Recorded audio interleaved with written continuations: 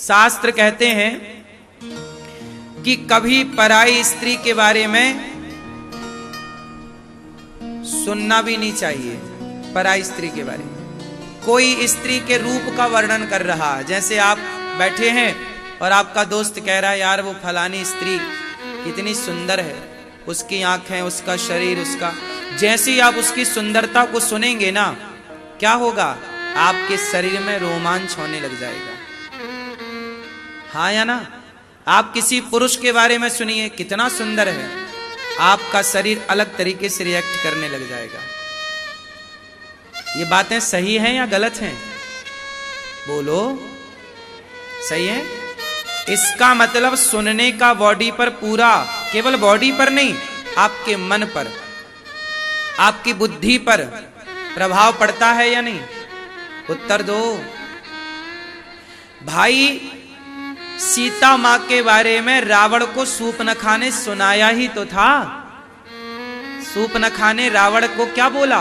अरे राम की पत्नी बहुत सुंदर है, उसकी आंखें, एक एक अंग का वर्णन किया है वहां पर सूर्पनखा ने रावण से। तब तो रावण उत्तेजित हुआ, तब तो उसने प्लान किया कि चुराना चाहिए। यदि सुना ही नहीं होता तो चुराता क्यों? बात समझ में आई ना? इससे ये सिद्ध हो गया कि आप जो सुनते हैं वो चीज आपके भीतर आके बैठ जाती है। या तो क्रोध आके बैठेगा, या तो काम वासना आके बैठ जाएगी, या तो आपके अंदर बदले की भावना आकर बैठ जाएगी। उसी जिसके बारे में सुनेंगे आपके भीतर वो होगा। इसलिए संतों के पास भगवान क्यों होते हैं? क्योंकि संत दिन रात भगवान के बारे में ही सुनते हैं, भगवान के बारे में ही चिंतन करते हैं। अब देखो ना, आप किसी पराई स्त्री का चिंतन करने लग जाओ, आप कुछ मत करो, केवल आंखें बंद करो, एक पराई स्त्री के बारे में सोचने लग जाओ, अपने आप आपका तन, आपका मन उस ओर खींचने लग जाएगा। पराये पुरुष के बारे में सोचने लग जाओ, तन मन खींचने लग जाएगा। उसी तरह संत जन कहते हैं कि भगवान के बारे में सोचो। क्यों सोचो? क्योंकि आप जिसके बारे में सोचते हैं आप उसकी ओर खींचते हैं। मन चंचल तो है ही, उसी ओर तो जाएगा जिस तरफ उसे रास्ता मिलेगा। और रास्ता आप दे रहे हैं, या तो पराई स्त्री, या तो पराया पुरुष, या तो भगवान। अब जैसे आप किसी के बारे में सोचो कि वो कितना पैसे वाला है, आप पैसे के बारे में सोचेंगे तो आपका मन पैसे की ओर खिंच जाएगा।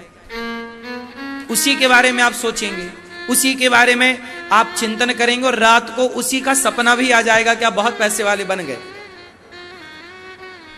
हाँ या ना? बात सही है? आप पैसे के बारे में सोचिए तो आपको रात को सपना भी आएगा कि आप बहुत पैसे वाले बन गए, या आपका सारा पैसा चला गया, ऐसा सपना आ जाएगा। आप किसी लड़की के बारे में, पराई स्त्री के बारे में सोचिए तो रात को वो लड़की सपने में जरूर आ जाएगी। हाँ या ना? किसी लड़के के बारे में सोचिए तो वो आपके सपने में आ जाएगा। जब कोई स्त्री, कोई पुरुष के बारे में सोचने से वो स्वप्न में आ सकता है, तो भगवान के बारे में सोचने से भगवान स्वप्न में क्यों नहीं आएंगे? रास्ता दो ही है, तीसरा रास्ता नहीं है। रास्ते दो हैं, या सही रास्ता या गलत रास्ता। तीसरा रास्ता आप बताओ। या तो अच्छा रास्ता है या तो बुरा रास्ता है। हाँ या ना?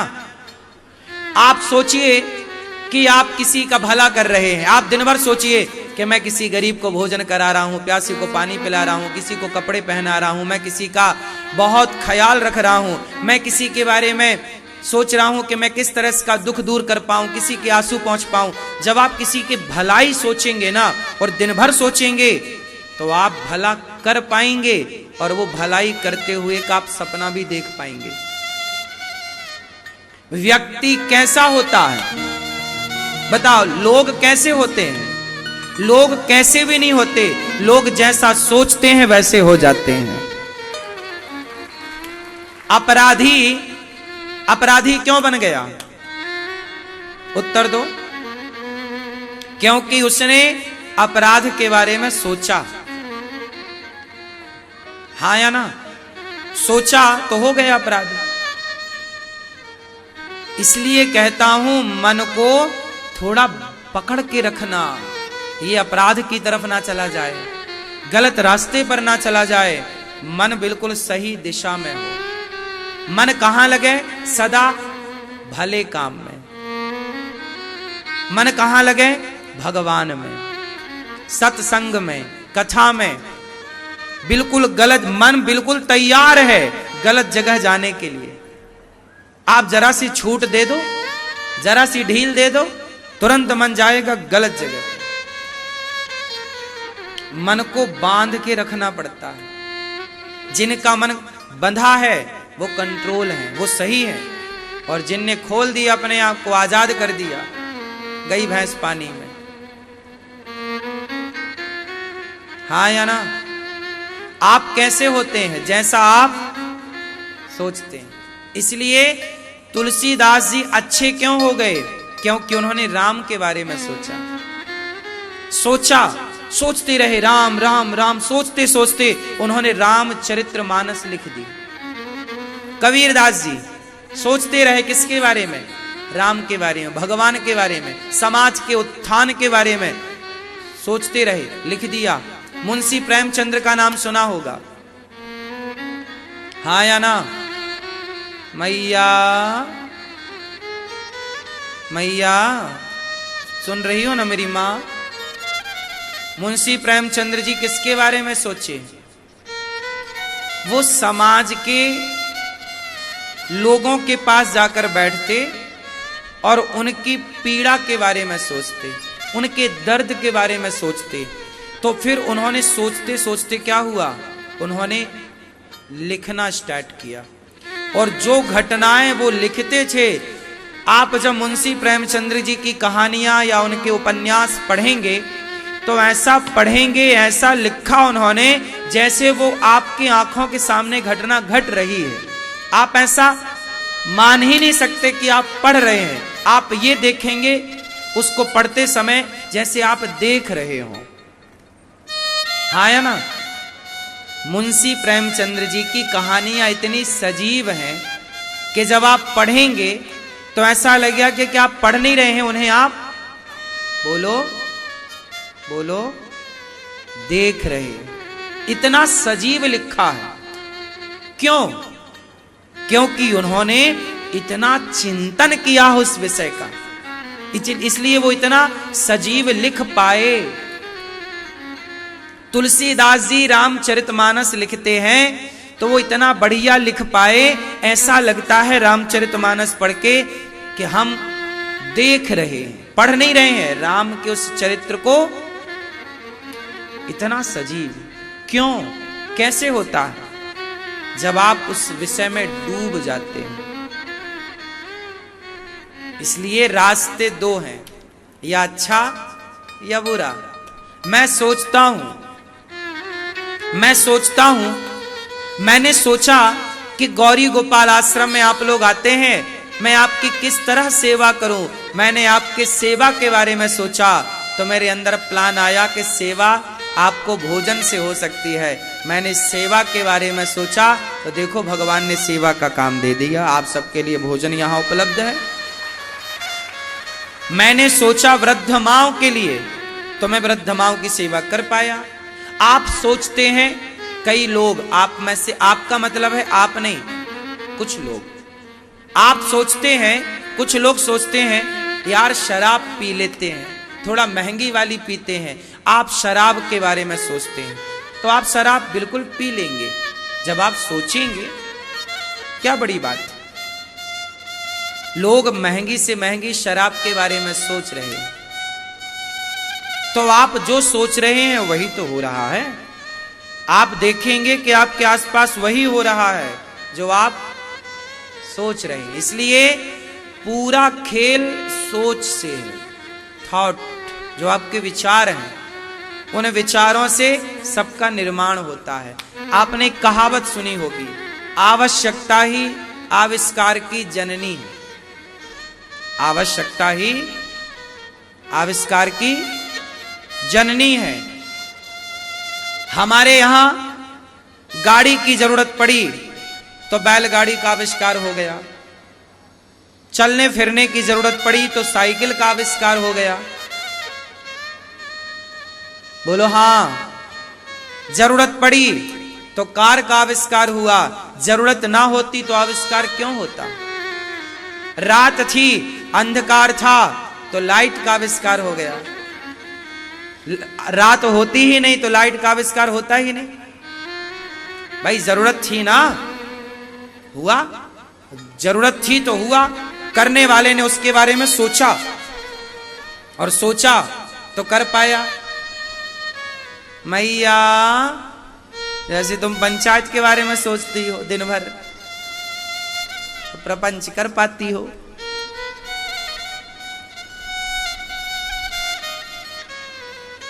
दुर्योधन ने सोचा कि मैं द्रौपदी के कपड़े उतरवाऊंगा। मौका मिला तो उतरवा दिया। दुशासन उतार। उसने तो बहुत पहले से यही सोचा होगा ना कि मौका मिले तो मैं ये करूंगा, ये करूंगा। उसने वही किया। फिर कुल मिलाकर आप अपने लिए जो करेंगे वो बहुत लंबे समय तक याद रहेगा, समाज को भी और आपको भी। इसलिए आपके पास अब दो रास्ते हैं, एक अच्छे राह, एक बुरी राह। अब किस पर चलना है? दो गिलास आपके सामने है, एक में शराब भरी है, एक में दूध भरा है। क्या पीना है वो आपको डिसाइड करना है। एक तरफ वो आपके दोस्त हैं जो आपको बुलाते हैं, यार एक पैक मार लो, क्या बिगड़ रहा है, आओ एक पैक मार लो, क्या बिगड़ता है। एक तरफ वो लोग हैं जो आपको शराब की लत दिलाकर शराब का आदी बनाना चाहते हैं, और एक तरफ हम जैसे लोग हैं जो आपसे कहते हैं कि शराब पीना आपके लिए बहुत गलत है, सिगरेट पीना, गुटखा खाना, पैसे वेस्ट क्यों करना है।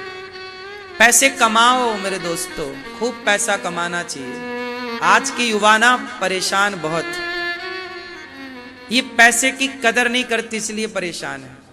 आज की युवाओं के पास जरा पैसा आ जाए तो इनके शौक बड़े हो जाते हैं, ये पैसे उड़ाने लग जाते हैं। पैसे आए तो गाड़ी खरीद ली। लड़के लोग क्या करते हैं, दोस्तों को दिखाना कि देख मेरे पास। तुम्हारी बुद्धि ना बहुत अभी विकसित नहीं हुई, डिग्रियां भले तुमने बहुत हासिल कर ली हैं पर विकास नहीं हुआ तुम्हारी बुद्धि का। पैसे आए तो गाड़ी मत खरीदो। गाड़ी तो एक साल बाद 10 लाख की गाड़ी अगले साल 5 लाख की हो जाएगी। बोलो हाँ। मोबाइल बड़ा बहुत महंगा, ठीक है, जितने से काम चल जाए वो तो होना चाहिए। गाड़ी उतनी लो जिससे गुजारा हो, जितने की आवश्यकता है। पैसा आए तो क्या करें, पैसे आए तो पैसे बचाओ और अपने लिए एक बेहतर सा घर खरीद लो, प्रॉपर्टी खरीद लो, एक छोटा सा बिजनेस स्टार्ट कर दो, एक छोटी सी दुकान ले लो। आज यदि आप एक गाड़ी खरीदते हैं 25 लाख की, मैं आपको एक एग्जाम्पल दे रहा हूं, आप एक गाड़ी खरीदते हैं 25 लाख की उदाहरण, और एक 25 लाख का घर खरीदते हैं। अगले साल आप दोनों की कीमत निकालेंगे तो 25 लाख का घर जाके 40 लाख का हो चुका होगा और गाड़ी 25 लाख की 15 लाख की हो चुकी होगी। हाँ या ना? बात सही है। समझदार वो नहीं है जो पैसे को दिखावे में उड़ाए। किसे दिखाना है? ज्यादा मत दिखाओ, दुनिया जल जाएगी।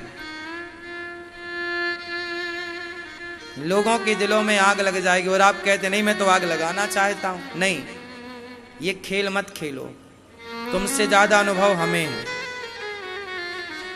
हम कहते हैं कि आप सामान्य रहो। वो पुरानी कहावत रट लो, सादा जीवन। कितना भी पैसा हो आपके पास, कभी किसी को मत दिखाओ, किसी को मत बताओ कि हमारे पास इतना है, हम इतने सफल हैं। आपकी सफलता एक दिन समाज जान लेगी। आपकी सफलता की आंधी जब आएगी तो लोग जान ही लेंगे। आप मत बताओ, सादे ही रहो। जरूरत है तो आप गाड़ी भी लो, सब लो। उन लोगों के साथ मत उठो बैठो जो पैसे का मिसयूज करते हैं।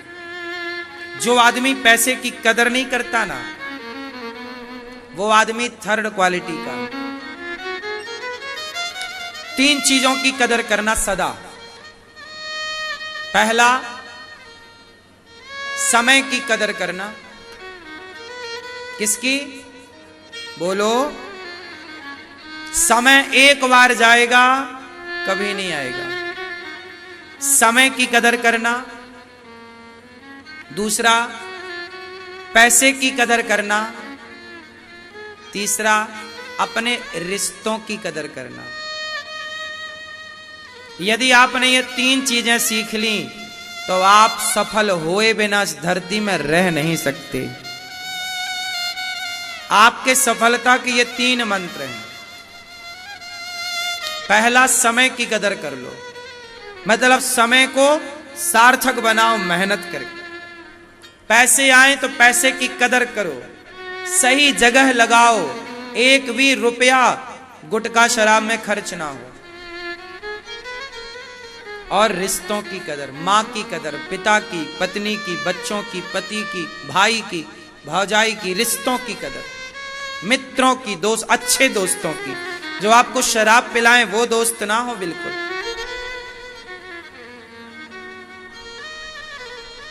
आजकल के युवाओं के पास ना तो समय की कोई कीमत है। 10 बजे तक तो सोते हैं,